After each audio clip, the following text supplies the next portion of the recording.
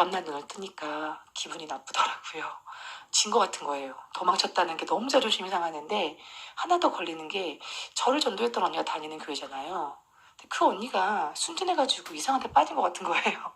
그래서 진짜 속으로 내가 잘못된 걸 알았는데 구해주고 가야 될 것 같고 막 이런 생각도 들고 지옥이 아직도 있는지 모르겠고 복잡한 마음에 무릎을 딱 꿇고 침대에서 하나님을 또 불렀어요. 하나님 살아 계세요? 살아 계시면 나 좀 압시다. 그래서 제가 지금 그 교회를 용기 내서 한번 다시 가볼 거다. 왜냐하면 일단 그 언니를 살려야 되겠다. 그래서 그 언니를 구하러 갈 건데 도와주세요. 살아계시면. 그리고 살아계시면 지옥이 있는지 알려주세요. 당신이 살아계시는지도 정말 알려주세요. 그렇게 하고 진짜 비장한 마음으로 교회를 갔어요. 버스를 탔는데 그 전날 받은 책자가 있었어요. 제자훈련 책자인데 제목부터가 기분이 되게 나빠서 제가 그 전에 언니가 한두 권 줬는데 버려버렸던 책이거든요. 근데 또 저한테 또 주었으니까 또 있는 거예요. 근데 그게 성령의 권능으로 부활을 증거하라 이렇게 써져 있는 책이었어요. 제목은 기분 나쁘지만 반드시 읽어야 했어요.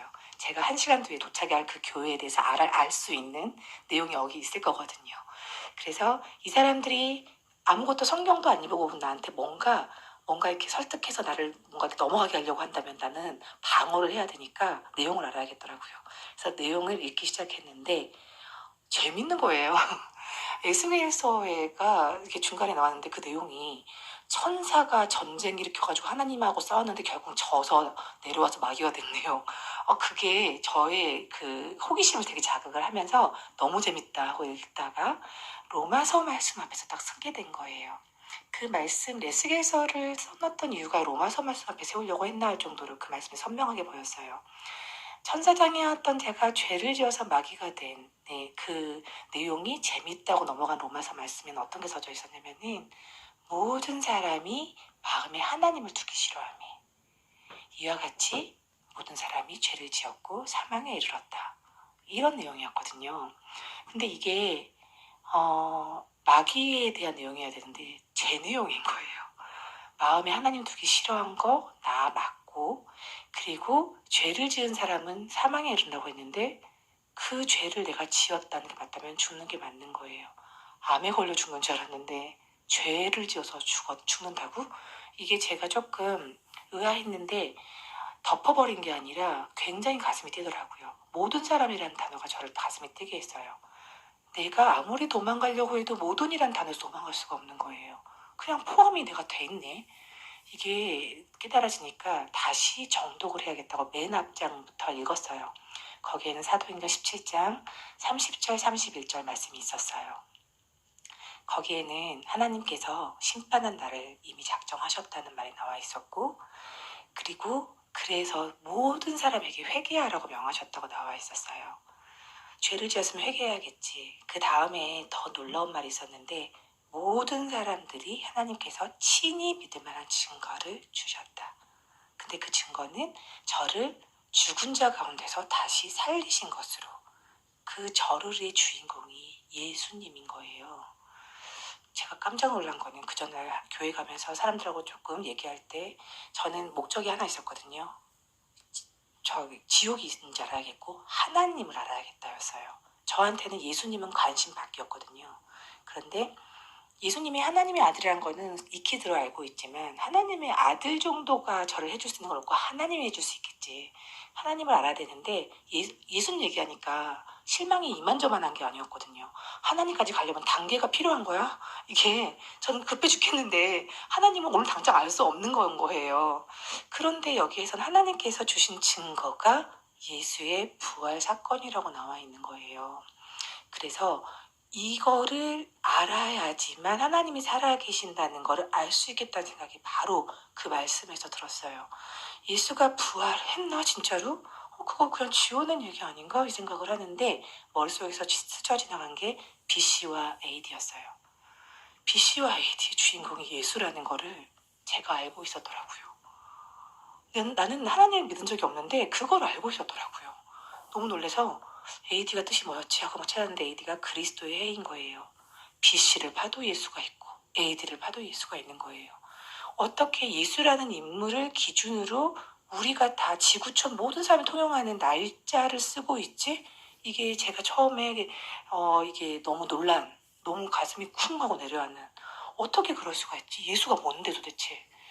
아무리 생각해봐도 역사적으로 훌륭한 사람들이 너무 많은데 아무리 훌륭해도 날짜의 기준이 된 사람은 아무도 없는 거예요.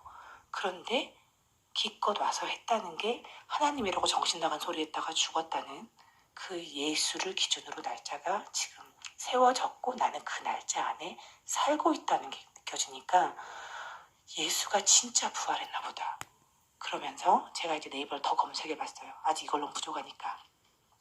네이버를 검색했더니 예수가 부활한 것이 사실이 아니다 라고 찾은 사람들이 있더라고요. 그래서 예수가 부활했다 다 제끼고 부활한 것이 사실이 아니다라는 걸 찾아갔어요. 그걸 찾아갔는데 너무나 많은 역사학자와 그리고 많은 과학자와 시대를 풍미했던 지식인들이 시대를 거슬리면서 계속 도전했던 거예요. 예수가 부활한 것이 사실이 아니다. 그럴 리가 없다. 너무 그래 이성적인 사람들이야 하면서 이렇게 보고 있었는데 결론은 쭉 열심히 읽었는데 결론은 지금 이 시간까지 예수가 부활한 것이 사실이 아니라는 걸 밝혀낸 자가 단 한 사람도 없다. 이렇게 나와 있는 거예요. 그 순간 맥이 빠지더라고요. 두산백과에도 예수라는 인물이 부활했다고 써져 있고 제가 그때 깨달은 건 뭐였냐면은 예수가 부활했구나. 이거는 강한 부정은 강한 긍정이라고 우린 다 배웠는데 사실이 아니란 걸 밝혀내지 못했다. 결코. 그거는 부활했다라고 봐도 무방하구나. 제가 그때 뭐가 문제인지 알았어요. 제가 싫었던 거예요. 예수가 부활해서 살아있는 것 때문에 하나님이 살아있고 혹시나 지옥이 있다는 걸 인정하는 것까지가 제가 너무 싫었던 거예요. 그냥 어차피 모르고 살았던 거 그냥 모르고 그냥 되게 안 무서운 척하고 죽고 싶은 게 제 목적이 다였던 거예요. 근데 그 순간 부활한 게 사실이구나. 저도 모르게 그게 딱 인정이 되니까 예수가 부활했어. 내가 지금 죽어도 내가 지금 살아도 내가 지금 아픈 거랑 아무 상관없이 예수는 이미 부활했고 이건 변하지 않는 사실이야. 이게 제가 깨달아지니까 제 상황이 중요하다는 생각이 싹 사라지더라고요. 그러면 예수가 살아났다는 거는 사도행전 10장 31절 봤더니 하나님이 증거로 주신 거라고 했으니까 예수가 부활했다는 거는 하나님이 살아있다는 거가 똑같이 되는 거예요. 그리고 올라가 봤더니 지옥이 있네. 결론이 바로 나더라고요. 어떻게 지옥이 있는지 알겠어. 죽어본 사람만 아는데 죽어본 사람이 살아나야지 알지. 그리고 살아났다고 치자. 그 사람이 사기친지 어떻게 알아. 이게 제 머릿속에 의문점이었는데 한 방에 사라지는 거예요. 지옥이 있네. 예수가 부활했기 때문에 지옥이 있네. 그러면 난 지금 지옥이네. 이게 바로 깨달아지니까 저도 모르게 계세요? 했던 하나님을 그냥 바로 하나님 저 몰랐어요. 당신 살아 계셨군요. 이게 나오더라고요. 어떻게 하면 되는지 계속 읽어봐야 했어요. 그 책을. 읽어봤더니 너무 성경이라는 거는 너무 논리적이고 너무 친절하게 하나님께서 다 써놓으셨더라고요. 방법까지도. 어찌할 바를 모르는 나한테 알려주는 거 뭐냐면은 회개하고 복음을 믿으라. 마가복음의 말씀에 얘기했더라고요. 어떤 죄를 회개하느냐? 요한복음 16장 9절에 죄를 회개해야 한다. 저희가 나를 믿지 아니하며 거기서 또 나는 예수님이더라고요. 하나님이 아니었어요. 예수를 믿지 않은 죄를 회개해야 하는구나. 그래서 그 순간 예수를 믿지 않아서 난 이제 믿어요. 여기까지 하려고 했는데 거기서는 뭐라고 그랬냐면은 믿는다는 거는 주로 믿는다는 거에 나와 있는 거예요.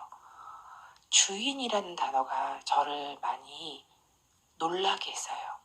그냥 믿는다는 거 그러나 예수님 믿을게요. 어떡해요? 이랬는데 인정해 드릴게요랑 믿는다는 거랑 틀린 거였던 거예요. 주인이란 단어 앞에서 제가 정말 많은 생각이 들어왔거든요. 예수가 주인이라고?